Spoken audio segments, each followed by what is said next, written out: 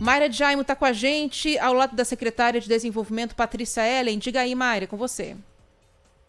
Oi, Aninha, boa tarde aí novamente a todos. Pois é, a coletiva acabou de acabar aqui no Palácio dos Bandeirantes. Estou com a secretária de Desenvolvimento Econômico, Patrícia Ellen, para falar um pouquinho sobre o tema dessa coletiva e também repercutir alguns assuntos. Para começar, só vou comentar a questão da vacina, que a gente sabe que não é especificamente com ela, mas vamos conversar aqui sobre o porquê do atraso, né, dos dados de eficácia que deveriam ser anunciados amanhã, mas foi adiado então por uma semana, vai ser divulgado no dia 23 de dezembro. Secretária, por que teve essa mudança? Olá, Ana Paula, todos que estão acompanhando. Boa tarde. Bom, boa tarde. O Dr. Dimas explicou aqui que a ideia é agora fazer 2 processos em um. Como está tendo um número de voluntários adequado, até acima do que se esperava. A ideia agora é que com esse atraso você vai ganhar tempo, na verdade, porque a aprovação que vai ser pedida é não somente para a vacina nesse estágio que ela estava, mas também para o produto, que é um pouco da diferenciação que ele fez. Então a ideia é fazer uma entrega mais completa para que as próximas etapas sejam aceleradas. Tá certo. Perfeito.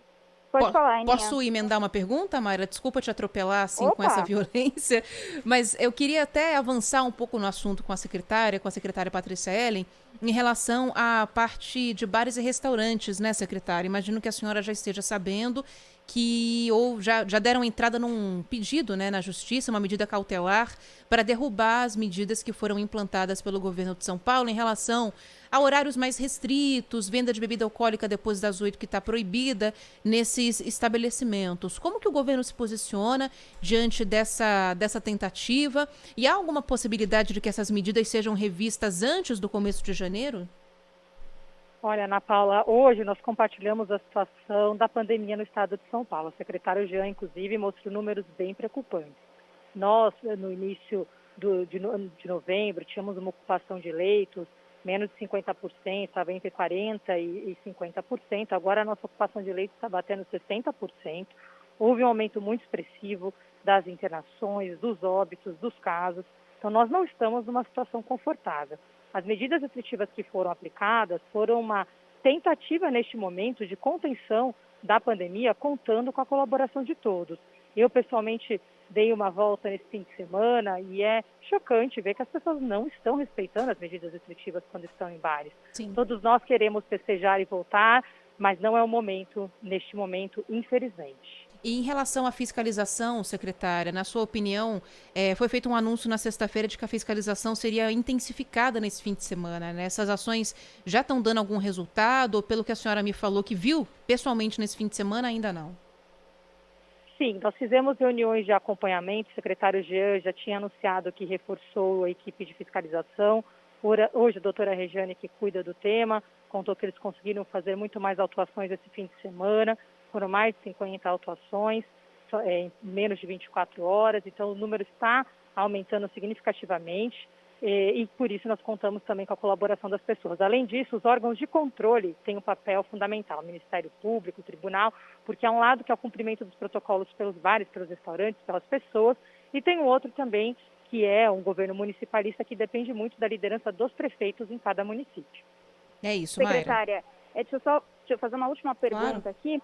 Eu queria saber se o governo de São Paulo vai tomar alguma medida em relação às cidades que não estão cumprindo as medidas estabelecidas. Por exemplo, Guarulhos vai abrir o shopping 24 horas por dia na semana que vem, e tem cidades como São Sebastião que dizem que nem foram para a fase amarela, né, que continuam na fase verde. Vai ter alguma medida em relação a essas cidades? Para essas cidades é muito importante que os órgãos de controle atuem, e por isso que nesse sentido destaquei a importância do Ministério Público, que tem sido fundamental nesse processo. Os prefeitos, tipicamente, que descumprem o Plano São Paulo, eles podem receber liminares e, com isso, eles acabam recuando. Gostaria de ressaltar que tem sido exceções, a maior parte dos prefeitos estão respeitando o Plano São Paulo, e com isso também vale sempre um diálogo com os setores. É a minha recomendação para o prefeito de Guarulhos. Eu conversei com todos os setores, não há um pleito de 24 horas. A gente pegar medidas que estão sendo feitas pontualmente em países e aplicar aqui sem sequer dialogar com os setores é um erro muito grande, principalmente no momento que nós estamos vivendo. Mas, secretária, os estados, ou aliás, as cidades vão receber alguma notificação do governo do estado? Já há algum movimento para que isso aconteça? A notificação típica não tem que ser do executivo, né? Tem que ser do Poder Judiciário e por isso que esse papel é dos órgãos de controle. O que o governo sempre faz é trazer os dados, comparando municípios e regiões, e ao não cumprir, infelizmente, essas regiões acabam sofrendo as consequências, porque acabam tendo também aumento de casos, e isso está sempre devidamente registrado.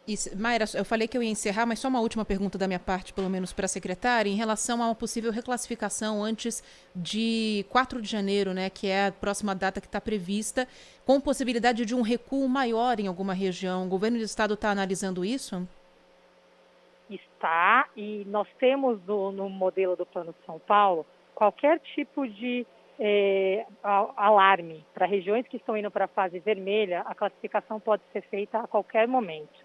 Nós esperamos que isso não ocorra, Ana Paula, porque se isso ocorrer, quer dizer que essas regiões estão entrando numa fase crítica. As medidas, inclusive, que estão sendo realizadas agora, são para evitar que isso ocorra. Mas, se for necessário, vamos sim ter essa classificação extraordinária a qualquer momento antes do 4 de janeiro. Obrigada, secretária. Muito obrigada, secretária. Valeu, Aninha. Até mais, Mayra. Até.